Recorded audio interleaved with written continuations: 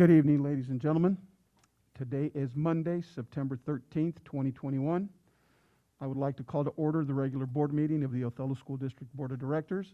We will begin tonight with the flag salute. I pledge allegiance to the flag of the United States of America and to the republic for which it stands, one nation, under God, indivisible, with liberty and justice for all. I'd like to welcome all our guests, those that are here in the boardroom, thank you for being here. Those that are watching online, thank you as well for taking time out of your busy schedules as you watch us conduct our business tonight. Moving on to item A3, I would like to motion the approval of tonight's agenda with one change. I would like to see item C2 combined with item C1, since the member who would abstain for this vote is not present tonight. So if we could just combine those and have I second that. one vote. Okay, motion's been made, been seconded. Any further discussion? All in favor, aye. Aye. Any opposed? Motion carries 4-0. Moving on to item B1, public comment. We do have a couple community members that are interested in doing public comment tonight. I would just like to remind those folks, when your name is called, approach the front table, speak into the microphone, giving your full name and where you live for the record. Please limit your comments to 3 minutes. Be respectful of the board when speaking. Be ready to respond to questions from the board if asked. Address your testimony to the board members, not the audience. Do not address questions to the board. The board's goal for public comment period is to hear your concerns, comments, and opinions. Questions can be answered through calls or letters to board members. Having said that, I'd like to call Arthur J. Mendez Jr.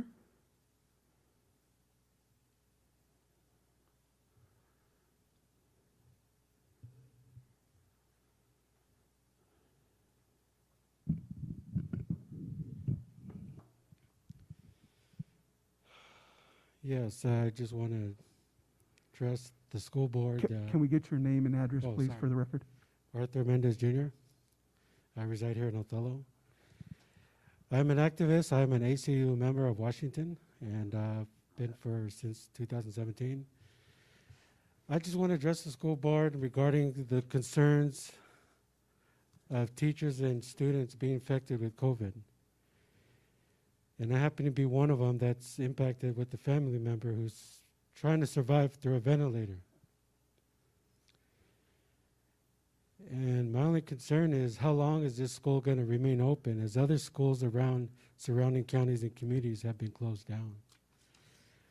My thought is, do you guys have any compassion, empathy, or morals to your community, students and staff, as you guys remain open? That's something I want to be addressed. I want something for you guys to think about. I'm not asking to close it down. I'm telling you guys to close the school down. I'm giving you guys till Friday, and from then on, I just want an answer. From then on, I will contact Jay Inslee to have this school shut down. This is not safe for the public. This is not safe for the community. The masks are not 100% effective. It goes to prove that. The studies are out there. There's data that's out there that's proven that. Vaccines are not 100% effective either. Children can go to school undetected.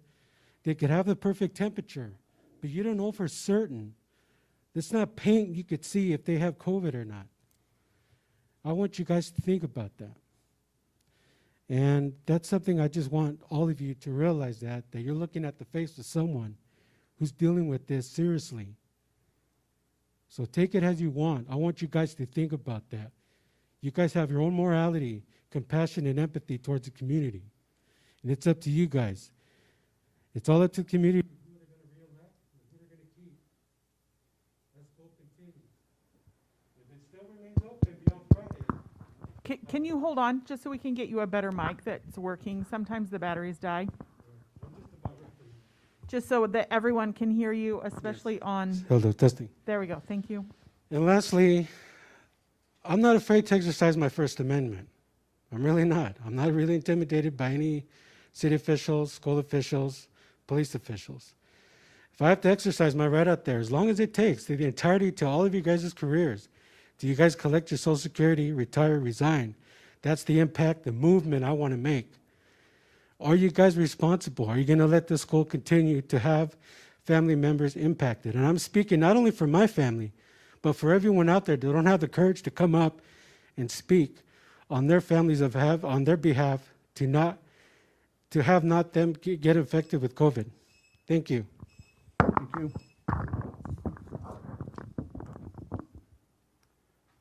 Up next, Liz Carosella.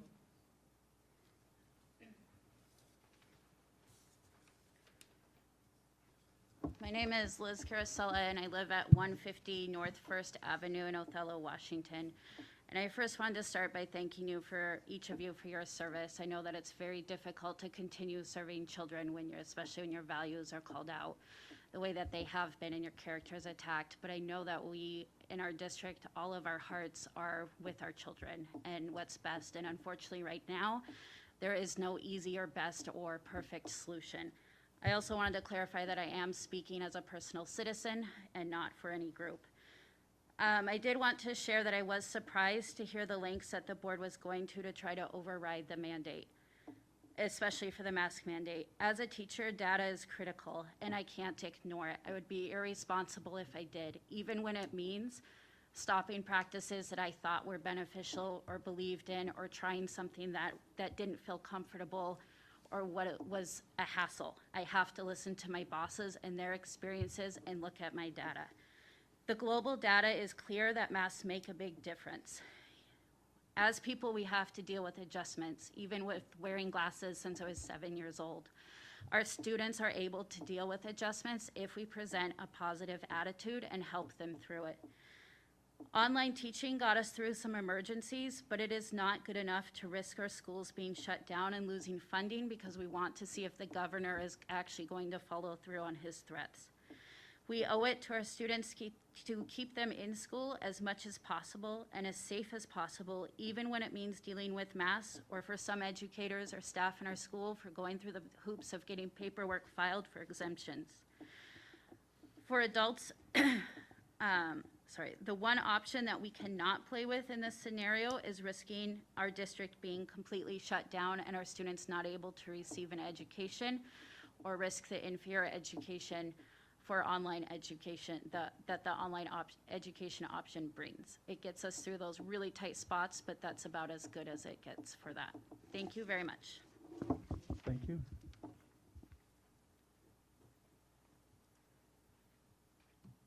Okay, moving on to item B2, board member discussion.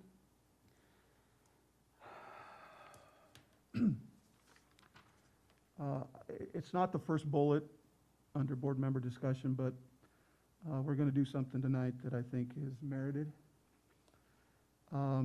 As most of us are aware, one of our peers, one of our board members has lost his wife. And what I'd like to do tonight is, I don't want to call this a tribute to Heidi, because it's not enough. But I would like to read a poem that she wrote in June, and then if we could just hold a moment of silence in her honor, we will follow through with that tonight. Heidi Johnson posted this on June 19th, and I'm going to read it as it was written. I'll try to. When times are tough, you feel alone. Satan tries to tell you you're not enough. Keep moving forward because you belong to God, and one day all my fears and pains shall cease. I will then exist in complete peace. No more nightmares, asleep or awake. My prepared place in heaven I'll take. To the one who breathed into me the breath of life, his face I'll see.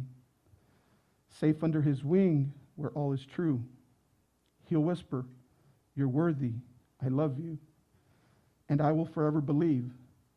You will forever believe." By Heidi Johnson. Be blessed, and hugs. So if we could just hold about a 30-second moment of silence in honor of Heidi Johnson.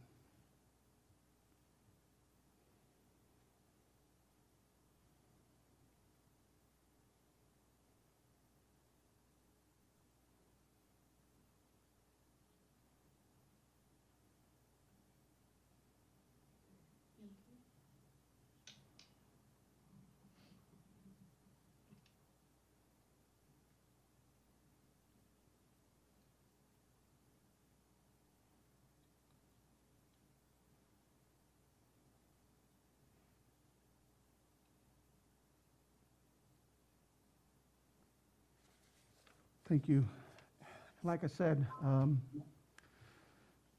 to the family, yes, I would just like to really say thank you to everybody. Thank you for the support that the district has shown. And thank you for the prayers that has been coming our way. This is a tough and difficult time. And I could convey from the family, thank you very much for all this, for everything that you guys have did. Thank you again. no, I know that we could spend a lot of time here, Ken, and just from the entire board and the entire community, I think I can speak on behalf. We are with you. We've been thinking about you. The majority of us that believe in prayer have been praying with you and for you. And we have no doubt that the peace that surpasses understanding is upon your life and the life of your family, and we'll continue to pray that God helps your family through this difficult time. Thank you, Ken. Moving on, first item under board member discussion is the legislative report. Director Stevenson. This seems so trivial now. A lot of things have been happening with WASDA and changes that they've been making. And to keep up with what's currently going on throughout the state, WASDA stands for Washington State School Directors Association. So they've postponed General Assembly, and it is now virtual only. It is now October 29th and 30th. I cannot attend. That is the date of my stepdaughter's wedding. There's no way I can do it now. So we need a different delegate to vote for our school district.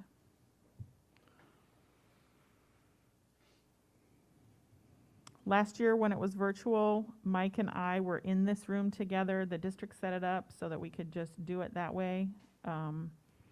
What happens at General Assembly is school directors throughout the state vote on the top things that are the most important to have WASDA go after through the legislature to try to get new laws or modified or all kinds of different things. So there's both national and state legislation changes that they go after.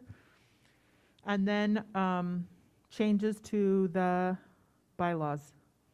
Sometimes minor tweaks, sometimes major changes. The legislative committee does the legislation issues. The resolutions committee, which is what I'm on, there's only 11 of us throughout the state. We're the ones that do the suggested changes and the updates to the bylaws. So it is important to go to and to attend, to have a voting delegate. Is anyone, I mean, we can always discuss at what, after people check schedules, but is there anyone yet that can attend? That's a Friday and Saturday? Yes. I think so. I'm sorry, it might be Thursday, Friday. For October? October. It could be two different people and they just trade off at who takes the voting delegation, when, but I just can't. I'm in the middle of wedding stuff. I'll try to make myself available for sure Friday, Saturday. I can't guarantee, but I will make an effort to try to do as much as I can on Saturday as well.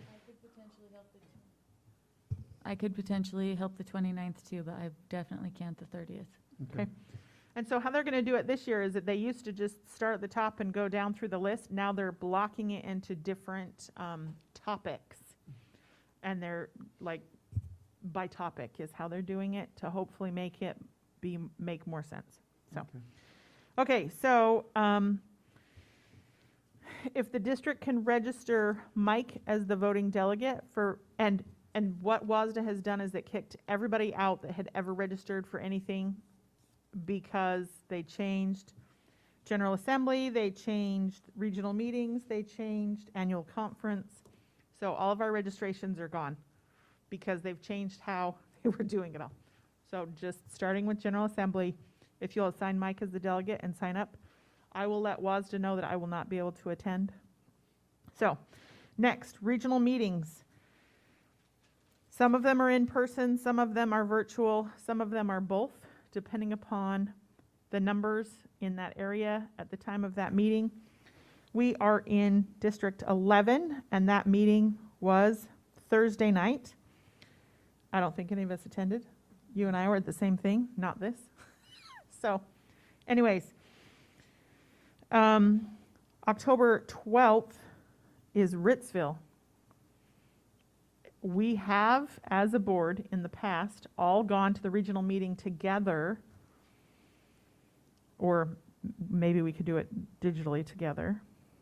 So, because then we can not discuss changes, but listen to the speakers, and we can't, anyways. It's great to go together to these and to be able to. And that one's in person?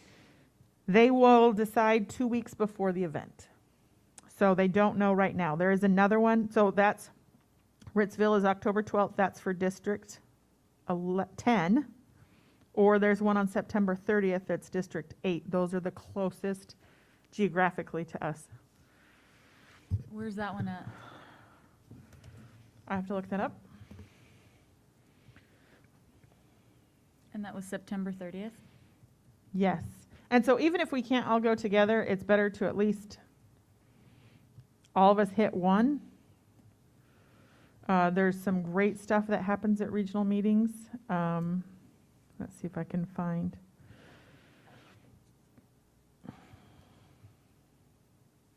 Well, 30th of September doesn't work for me. I'm not available that day. Oh, shoot. How do I find it on their website? I can't remember.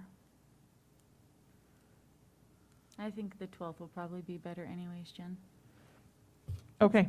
So does that, Sharon, do you know if that works for you? Could you tell me the time frame? Usually 6 to 7:30. Typically, it's been food, but they've decided to not do any food. It's just not a safe food time. October 12th?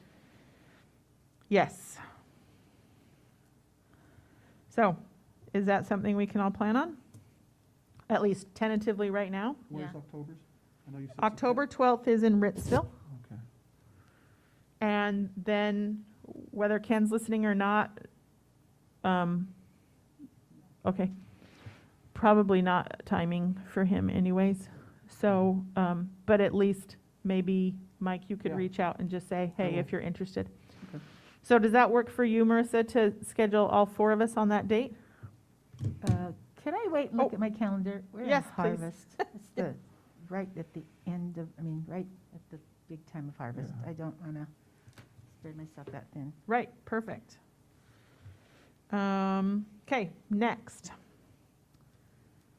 General Assembly. Let's see, was postponed, then they came up with, annual conference is what I'm trying to say. They have made it so you could be virtual or in person.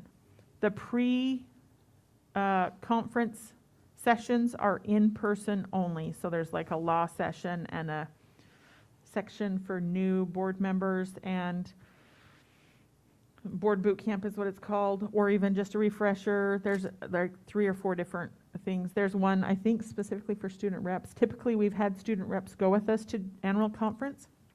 This year, it's in Bellevue. So, because they made it, they didn't want to assume that everyone was going to be in person. There's a limit for how many they can have in person. We need people to, they kicked out all of the registration, so we have to re-register. Okay. So, I thought we the registered for the dates 30th. are still the same, Okay. November 18th through the 20th. The pre-session is the day before. I would like to currently plan in person. Same. Me too.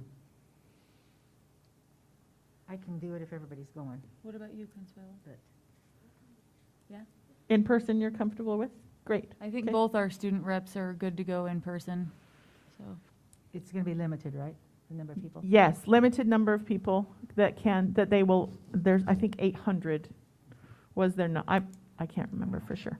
Anyways, And what were the dates again?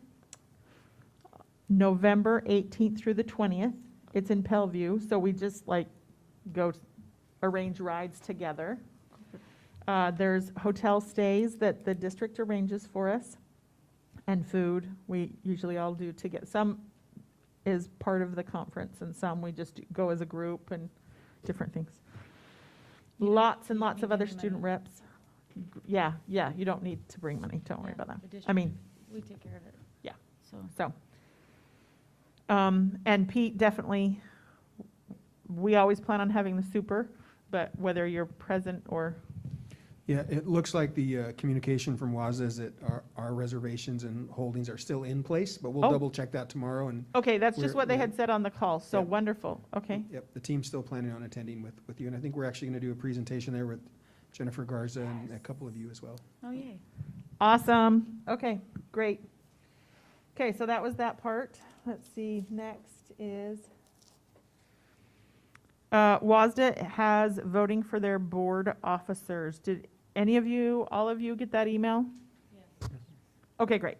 So make sure to do those.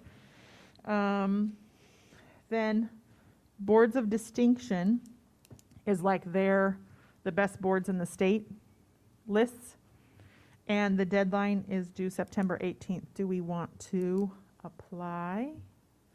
We've never applied before. What does the application entail? I don't know if I've even looked at it. Let's see.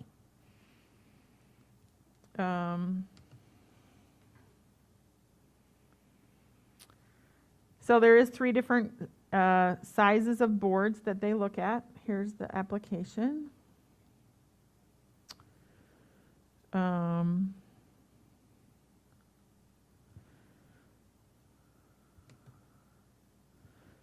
Before you begin, your submission must describe board work within the 2020-21 school year. Make sure your essays reflect the Washington School Board standards. Demonstrating how your work aligns with the standards is key to this application and to your success as a board superintendent team. Deadline by September 18th. You can save and resume later. Hey, think we Jen, can make that I'm next saying, year. who has time this week to write an essay? Not me. Not this week. Wow, it looks like there's like 4 different sections. Okay, so are we all good with just Bagging it. deleting Yeah. that part for now? Yes. Totally Yes. fine. Yes. There are many boards that are up there every single year. That's good, lucky for them. Not that we're Yeah. not, we're just not ready right now. Mhm. Okay, Consuelo, this applies to you, and if you'll tell your fellow student rep, WASDA would like all of your emails because they keep a tally of all the student reps and sometimes want comments and input and testimony in front of the Senate, governor, all kinds of different things for your point of view and different perspectives and stuff. So catch me after and I'll show you where, if I can remember, on their website that they want it. There is also a school board candidate workshop. I know that 3 of us are up for election. None of us are opposed. However, this is a great thing for members of our community. If you're ever thinking about running for a school board position, this is a free workshop that WASDA puts on. That is, what is the school board's responsibilities? What shows what a good school board does? What is the duties of a school board as opposed to a superintendent? I know that Ken and I actually took this training when we were running for office last time together, and I learned so much. There were so many things that I was totally wrong about. And the reason why I was running was nothing that a school board could or should do. So, originally. Anyway, so that is, just go to wasda.org and you can find the school board candidate workshops. Okay, I think that is all of the legislative report stuff. at this time. Okay. Next bullet point is DOP review process. So,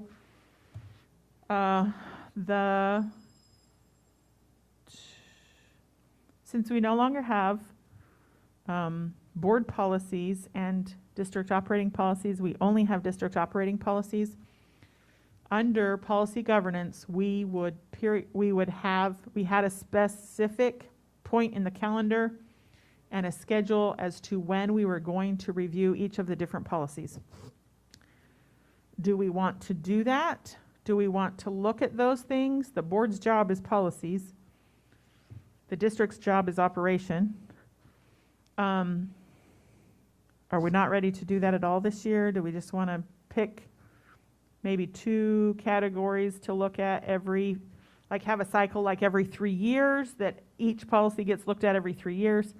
Pete, do you have anything to weigh in on that? Anyways, just some thoughts that we need to make some decisions Yeah, on. sure. About 5 years ago now, George Juarez, his last year here in Othello, he spent an entire year going through those policies and making that review. So it certainly is an arduous task. There's a lot to look at and to deal with there. A service that we do have is our partnership with WASDA. So they send out periodic updates, new policies that come out, adjustments that are impacted by legislation, those kinds of things. So we're confident that our policies are in alignment with what the state expects. But if there is something that the board says, well, we want to take our own look at that, certainly we could help you put that together and think through it and determine, again, how much do you want to tackle every year, because it is certainly a number of policies. But we're able to support you if that's something you'd like to undertake. So, it is big. Can you go into policies just so we can kind of look at the different series? So there's 6 different sections, and then will you just click on one of those, whichever one? And then just scroll down so we can just kind of see that. Most of these are like a half, 3/4 of a page. Some of these are probably longer. If it has a P, it's a procedure. It's not really anything that applies to the board.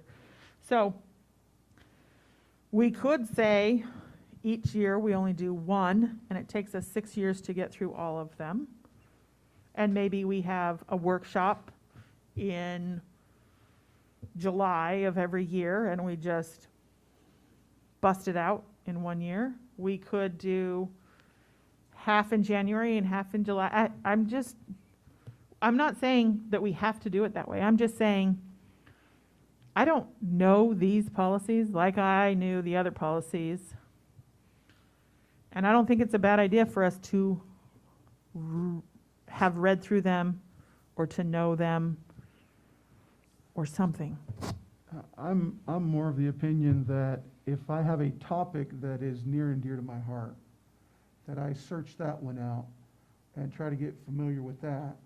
And if I feel that there's any changes, amendments, rewording, bring it up at any time or ask the district to help us, whether it's wording or rephrasing or whatever it is. Because it took George the entire year, and I think that was like, if not 90, 80% of what he was doing at the time. So to me, it's like, I'd rather just, if I don't want to call them hot buttons at any particular time, but if there's something that I want to look into or further get clarification on, I look at which series it falls, or whether it's 1, 2, 3, 4, 5, 6,000, research that particular policy and get together with the district to see if, like I said, if any changes are there. I mean, even if we chose, like you said, half of them in July, we would need the entire, we'd have to quit our jobs and look through these and read them and things of that nature. And I think that, like Pete said, anytime that something relevant or any relevant changes that do happen, I'm sure their process is to, as soon as they're made aware of it, I'm sure they go through them. We've seen several here, I was going to say in the last 3 or 4 board meetings, that little sentences have been deleted or taken out of it, no longer apply, or the RCW no longer coincides with that, things of that nature. So I'd be more of, that would be something we initiate ourselves as board members. But again, that's just me. I think one of the things I can do as I think about the transition from policy governance to a more traditional model, I think in the last several board meetings, that topic hasn't come up, but we shouldn't forget it because it's still our first year in this model. So one thing that I can do as soon as this week is reach out to the ESD and to the other superintendents in our region who are a traditional governance model. And I'll ask them, how often do you review their policies? What process do you use? And then I'll get some feedback to the board at the next board meeting. Would that be all right? Sure? That'd be great. Okay. That'd be great. Great. Moving on, MMS site visit. Is that the 21st, I believe, September?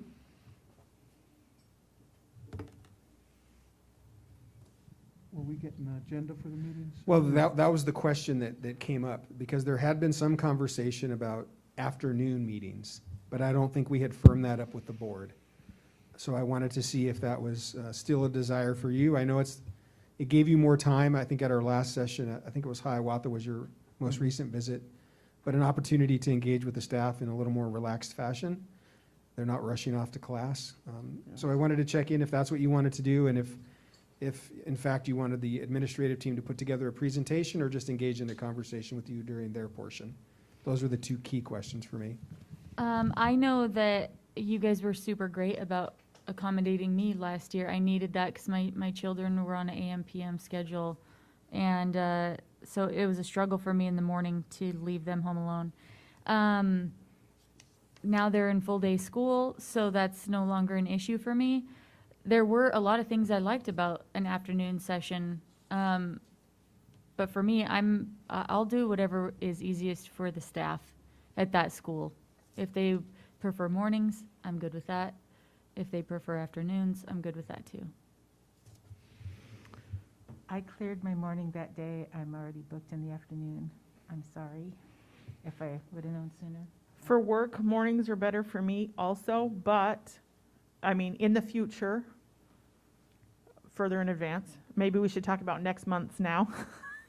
I can make afternoons work. It is a very different feel and stuff, and so,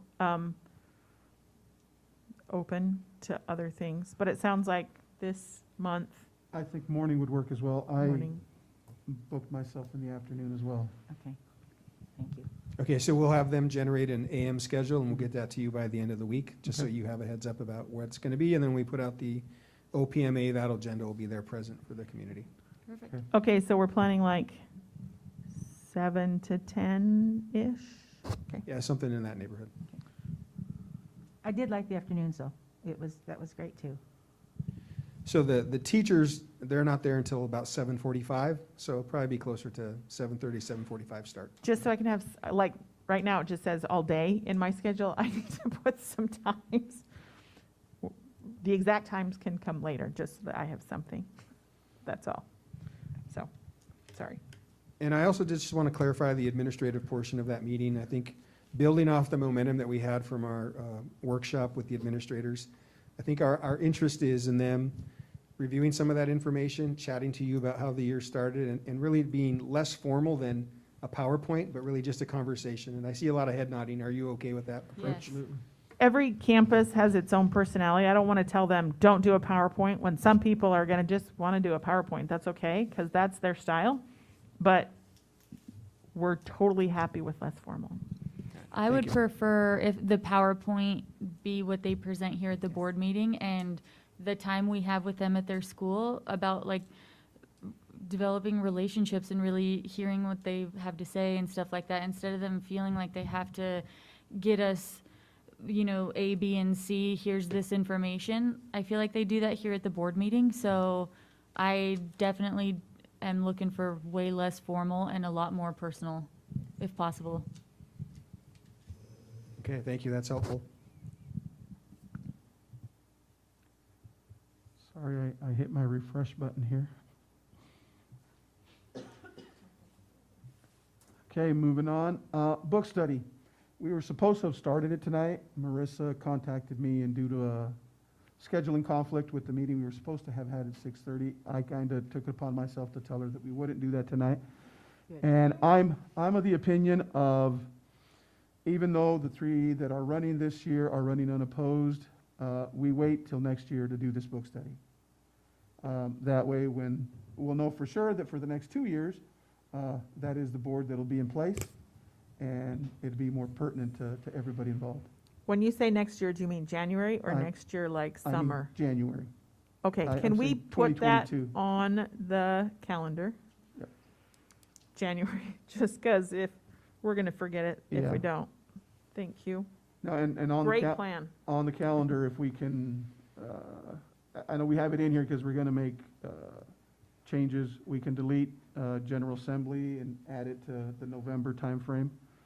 Yeah, and the book study, I mean, I'm sure we're going to keep it in the back of our minds, and we'll, as we get closer to January, set more firm dates on that right after the election or when it's certified or however that happens to go down. Is that okay with everyone? Yes. Well, and I love that during our board retreat, we discussed some of those specific topics. I think that that was great, Yeah. you know, so All right, and board member schedules. what does that mean? That was actually, we had put that on there. It was a conversation that I had with a couple of you about, one was around General Assembly. That was sort of the biggest issue. We just wanted to make sure we got that right because we saw it on the agenda. So you covered that in your ledge report. Okay. Perfect, and our last meetings plus deltas are there. I think, I like the system. I think it's keeping relevancy to how our meetings are being conducted. I think Consuelo and Lindsay, you weren't present for the plus deltas. Are you comfortable with what's said and agree? Anything else that we needed to add? No, I left the board meeting not realizing we were still doing that, so I apologize. It was a long meeting with tensions ran a little high, and I was flustered and thought the meeting was over. So I apologize that I left before we did that last time. But it looks good. All right. Well, great. Moving on to item B3, student representative reports. Consuelo, thank you for being here, first off. And is there anything you'd like to report? Nope, we don't have anything, just we're happy to be back in school. Happy to be back. Things are going good. Yep. Awesome. That's good. That is good to hear. Elise, she's not here. I'm sure her excuse is very valid. Jennifer, if you would tell her that we miss her, and look forward to her reports soon. Thank you both for doing your jobs. Moving on to item C1, I will entertain a motion to approve required approvals.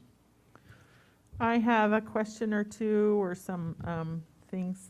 So in here, we have $539,000 to United Schools Insurance and $26,000 to Basin Pacific Insurance. Can we get explanation as to why we're paying 2 insurance companies? Yeah, absolutely. So the fee for United School Insurance is for our yearly liability insurance, and so that's that portion of it. And Basic Pacific is our broker, and so that's the annual fee that we pay to them. Okay, gotcha. That makes sense. Just sometimes when you see 2, all right, thank you. And I love that we're getting a food van and that we have a grant for like so much of it and only a small portion we're paying. Yay, thank you. Yeah, it was excellent work by the folks in food service and transportation and fiscal, sort of all those folks coming together as a team and writing a successful grant. So yeah, definitely a celebration. Great. I move that we approve the required approvals. Motion's been made by Director Stevenson to approve required approvals. Can I get a second? I'll second that. Seconded by Director Schutte. Any further discussion? All in favor, aye. Aye. Any opposed? Motion carries 4-0. Item C2, Superintendent Informational Items. Well, the initial item in the superintendent report is around a vaccine mandate update. So you have in front of you a series of slides that we developed.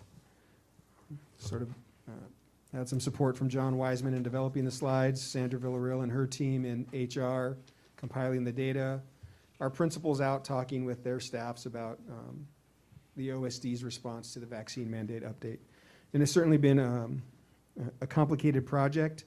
and one that's not done yet, but I think it's important that we give the community an update, and we give our staff an update, and we provide some additional clarity that they have requested, because this is a new experience for all of us.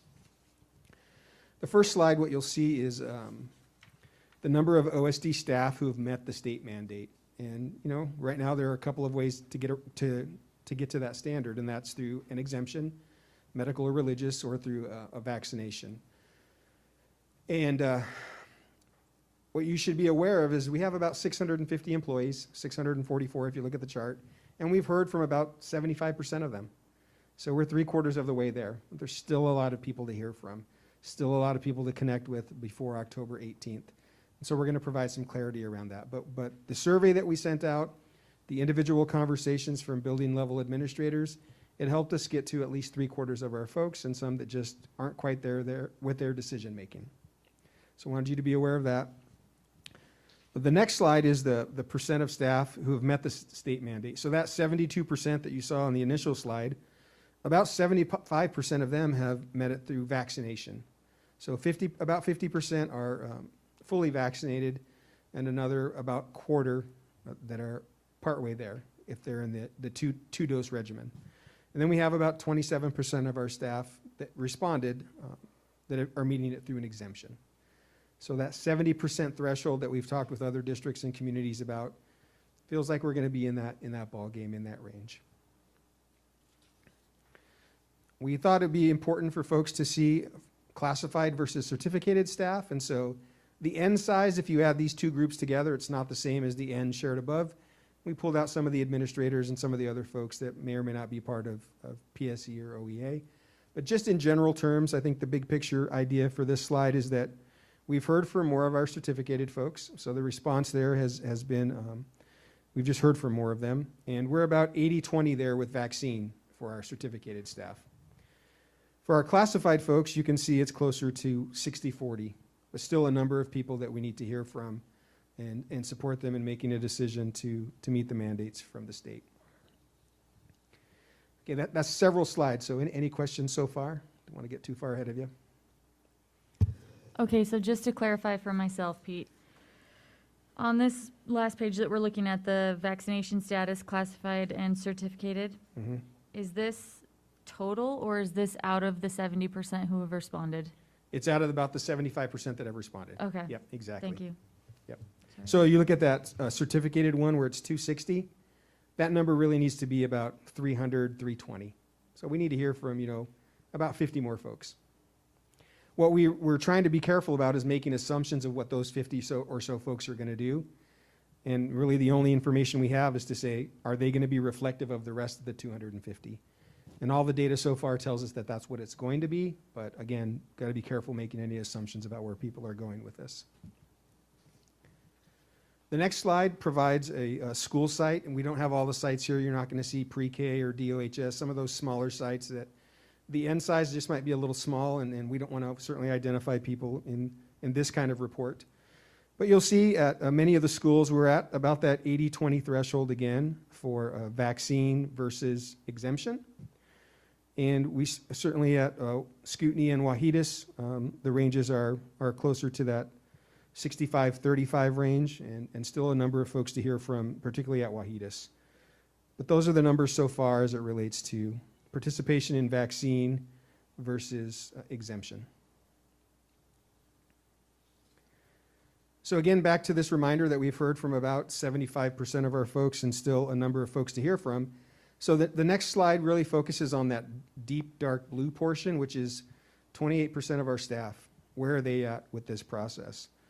And so again, by site, you can see that the vast majority of folks at Lutacaga, McFarland, and Hiawatha, we've heard from them.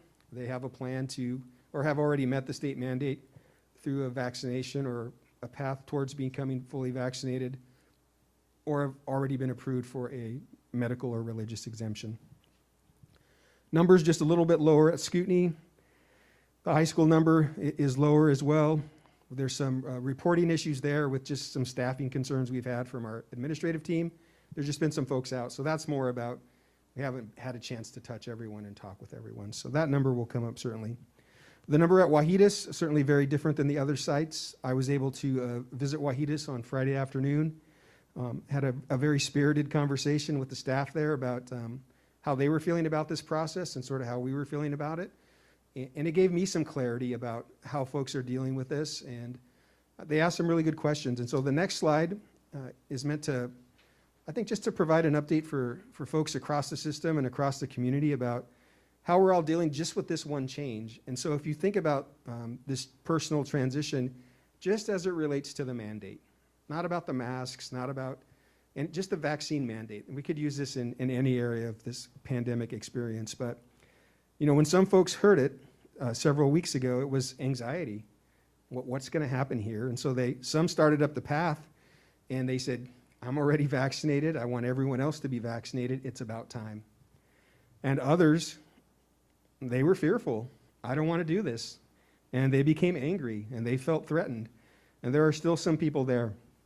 Now, as you continue down the transition, again, many of our employees, about 75% that we've heard from already, they're kind of up the other side, gradual acceptance and moving forward.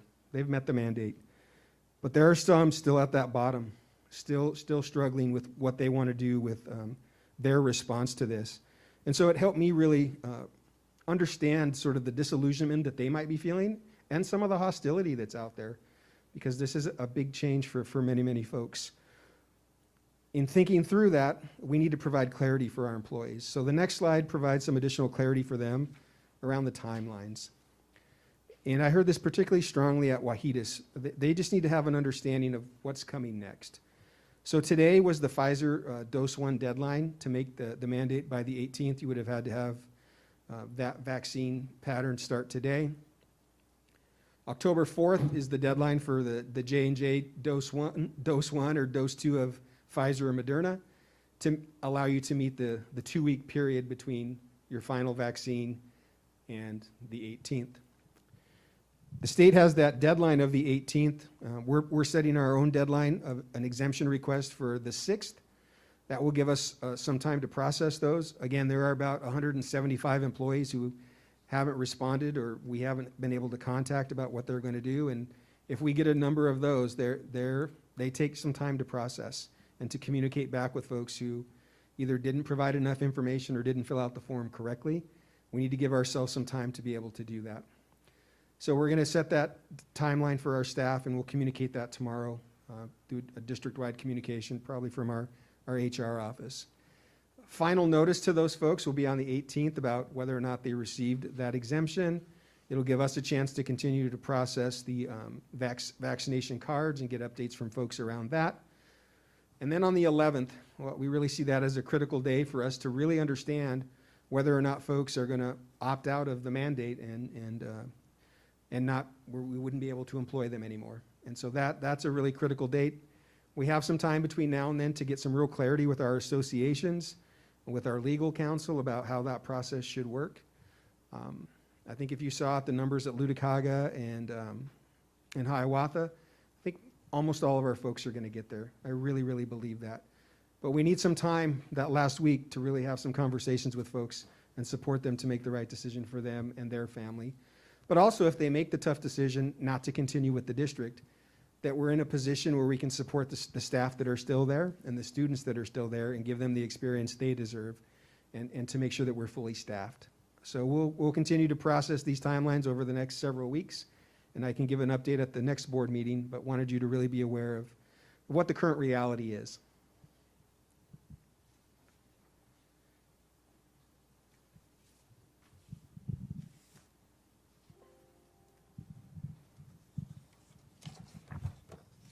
I think it's very valuable to have this kind of update, and so thank you. Definitely want to know at the next board meeting.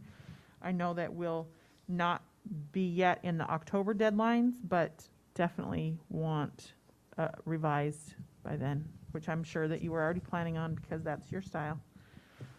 Thank you.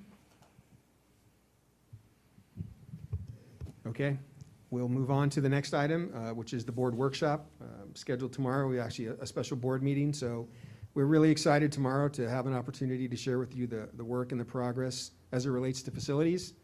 Certainly, we spent the last few years talking about facilities in the Othello School District. And it seems most recently we've been spending a lot of time talking about masks and vaccines and COVID.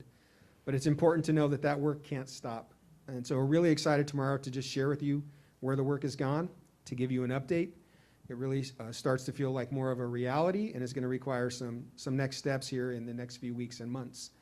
But looking forward to that process tomorrow, and encourage the community to tune in. And for all of you, I think we'll be impressed with the work that's been led by Greg Foltz and Gina Bullis, and our partnership with Teeter Crocker and others. So looking forward to that tomorrow.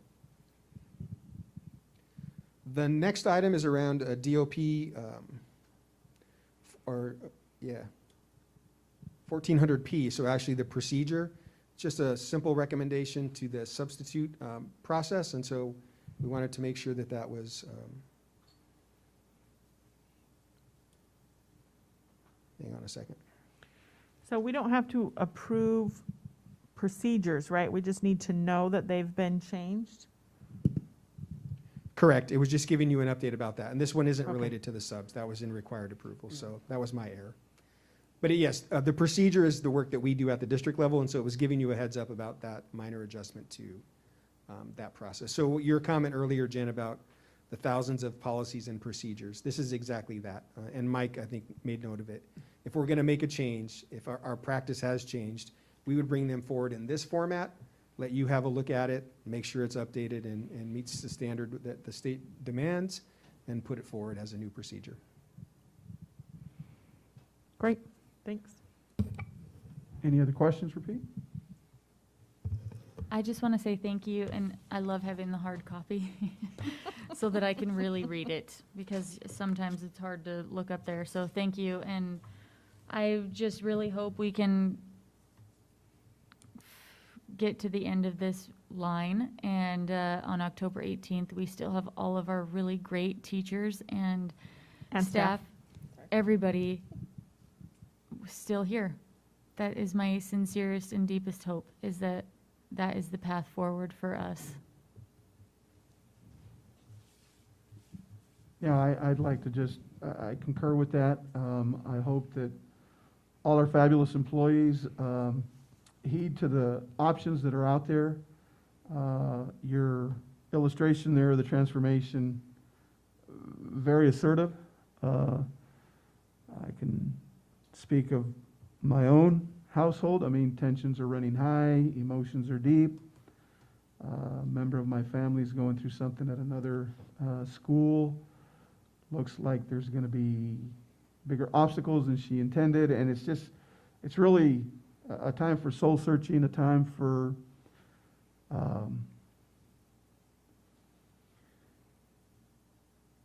conviction, reinforcement, things of that nature. But definitely to the staff, to those that are listening tonight, my prayer is that on October 18th, the Othello School District remains whole as it is today, and together we go arm in arm and continue fighting this pandemic, this whatever we're going to call this, and we remain OSD strong. Moving on to,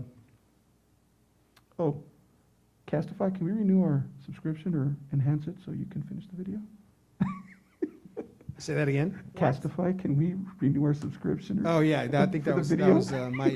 my error, so I'll have a conversation with the technology folks. I like that. Yeah, absolutely. All right, moving on to item E1. There's a recommendation for District Operating Policy 1010. It is in the 1000 series organization. The title is Equity. The code is 1010. The recommendation, or this is how it reads. Equity is foundational to the work of the Othello School District. Educational equity can only exist when a student's level of opportunity and achievement cannot be predicted based on characteristics such as race or circumstances such as poverty. Therefore, the superintendent shall not cause or allow, 1, the failure to make progress towards identifying the needs of every student and how to meet those needs. 2, the failure to ensure that equity, inclusion, and fairness are at the center of each school's practices. So this is my proposal, And I just took it, we had already approved this in policy governance as written. I just took it out of policy governance and put it into DOPs so that we would have it. We actually technically don't have, I mean, there's a few places that it like refers to equity and those kinds of things, but there's no specific equity policy currently. So that's why I proposed it. As a board, we typically do not approve it on the first read through. There is always the option to not approve or to make modifications. I would like to, Pete, if you could chime in on what your assessment or opinion of this, or if it can be incorporated elsewhere, or, Yeah, I think there are some policies that reference equity in broad terms, or the term equity appears. I do know that, particularly in policy governance, there was a focus on that, and like you have discussed earlier, there was a smaller range of policies, and so if you called one out, it really had some more weight and some more gravity. And so I think it's appropriate to include it as part of what we do as an organization, and if the board wants to pull that over from previous policy governance work, then I think we could certainly do that. What's listed here about making sure that we make progress towards identifying the needs of every student, and that our practices center on doing what's best for all of our kids. It's certainly what we ask our teachers and our principals and everyone that comes to our schools to do every day. So it's consistent with what we're doing already. okay.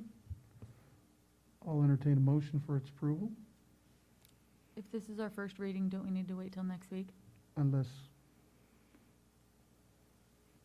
That's typically how we've done it in the past. That doesn't mean necessarily that's how you know, we I, have to do it. I But would sometimes hope it's that good we- to marinate on somebody a, would have made an adjustment or an amendment if they had it tonight, just kind of, because I think this was been in here, this is the first time that it's been under you emailed it to me then? Because tradition, I've yes. seen this. This is the Okay. first time it's been under traditional governance, but we did have it as a policy in the past, so I guess approving it the No, first I meeting. retract my statement and asking for a vote, because I knew I had seen it somewhere, but it was in an email that Right. exchanged by you and But I. we have already had this as a policy in the past. We're just moving it from one place. Okay, and I retract Okay. again, asking for an approval. What I would like to do is for us to consider this, and that it be in here, Marissa, again, at the next board meeting. Under approvals? Yeah. Under policy review, once again, I would say, so Okay. if there's Yeah, it's fine. anything that needs to change, or if there's any other discussion that we want to have, it's there. So the way that it's written is therefore the superintendent shall not cause or allow is very policy governance, Mhm. is not the traditional governance style. I didn't know how to modify that part. So I just did an exact copy. Now, I'll do a little research on how others are worded, or see if there's something that matches that, just for consistency in those. Other DOPs, you mean? Yes, and Okay. then, Because I had looked through many other districts' not equity sure of policies.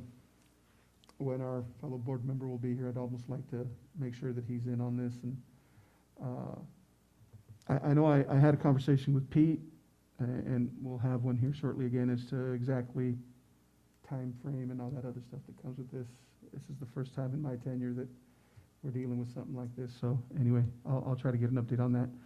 So that'll be in there at our next board meeting. If there's anything, like I said, that you guys feel needs to be tweaked, amended, or changed, please let Marissa know so she can strike it or add it or whatever in a different color, and we'll have this discussion again at the next board meeting. Moving on to item G1, upcoming events. We have our board workshop tomorrow at 12, from 12 to 1:30. I was informed that our Subway assortment should be here about 11:30, 11:40, something like that, Marissa? So, feel free. September 21st, we will get an agenda for our site meeting before the end of the week, as Pete mentioned earlier. I know we all know it's Fair Week this week. Anything else that anybody's thinking of this week that should be up under upcoming events? The funeral and the viewing. Oh, that is exactly. There's a viewing from 5 to 8, I believe, at the funeral home on Friday. And then there is a service at the Nazarene Church at 11, I believe, on Saturday. After the service, they will go to the cemetery. And after that, there will be a pizza party back at the Nazarene Church. I had a very uplifting, a very heartwarming conversation with Ken last Friday. Him and his daughter were at my office, and he says, yeah, that is something that Heidi requested. Heidi said, no, I want you guys celebrating, having a pizza party, and they're going to do that in her honor. So that is Friday and Saturday for those that are able and would like to be a part of that with the family.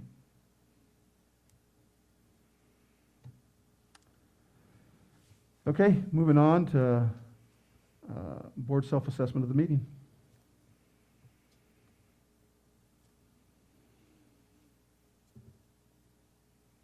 Marissa's ready to write, ready to type.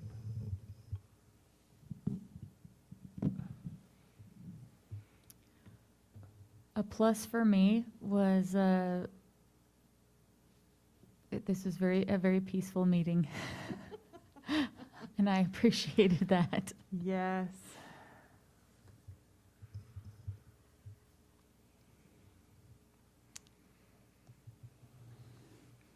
Plus for me is I'd like to thank Pete for his clarification on a couple items tonight, you know. I'm still going to I'll call this entire year a transition year from policy governance to traditional. And as we're going, we're going to flub a thing here or there. And it's great to see that there's the openness to be able to discuss these things and perfect these as we're going along. I like our time. I think, you know, we're an hour into this meeting, and I think the more we perfect this, hopefully we get it to even maybe less than an hour. I appreciate that we had public comment. I always love that we have public comment when we have public comment, but that whether people agree or disagree with us, that it can be expressed cordially.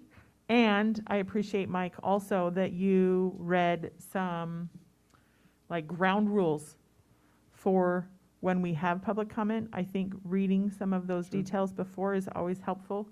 So both of those two things for me are definitely pluses. Delta, that we only have one student rep. And I think maybe we need to define as a board what we want student reps to report on. I don't know if that's ever been clear.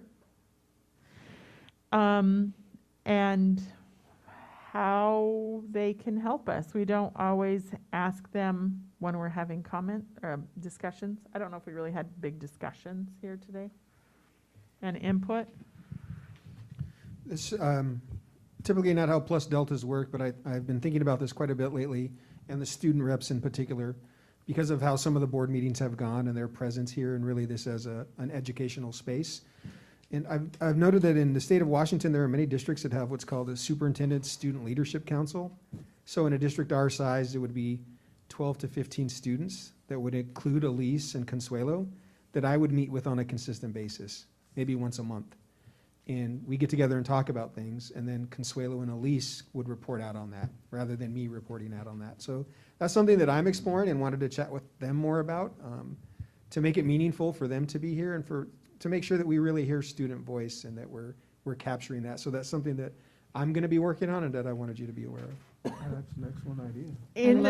Yes, love that. In the transition, we had talked about between the student rep mentor from me to Lindsay, and before Consuelo came on, a whole similar, very similar idea that just never came to fruition. So please. I feel like the difference is in the previous idea, there wasn't like a true leader as the head of the committee that we had talked about. So I think that's a really great idea, and I love students being able to get into a room with you, Pete, and just feeling that connection to the superintendent. And I don't know, I love that idea. I think other students would like that too, because it gives them an impact and maybe get more interest in the actual student rep. Yeah. So it's great, Pete.